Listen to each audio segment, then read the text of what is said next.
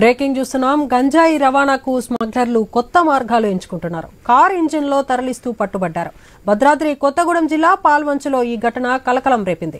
Car engine లో మంటలు చెలరేగడంతో గంజాయి ముఠా గుట్టురట్టయింది. ప్రమాదం జరగగానే కారును వాటర్ సర్వీసింగ్ సెంటర్ కు తరలించారు. కాల్తున్న గంజాయి ప్యాకెట్లు గుర్తించి స్థానికులు పోలీసులకు సమాచారం ఇచ్చారు. కారును వదిలేసి ముగ్గురు నిందితులు పరారయ్యారు. వారిలో ఒక మహిళ ఉన్నారని గుర్తించారు. కారును పోలీసులు స్వాధీనం చేసుకున్నారు. గంజాయి ముఠా కోసం గాలిస్తున్నారు.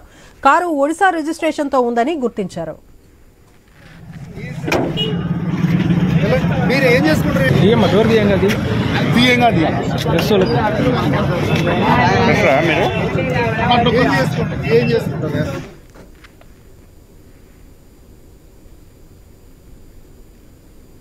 Speed news.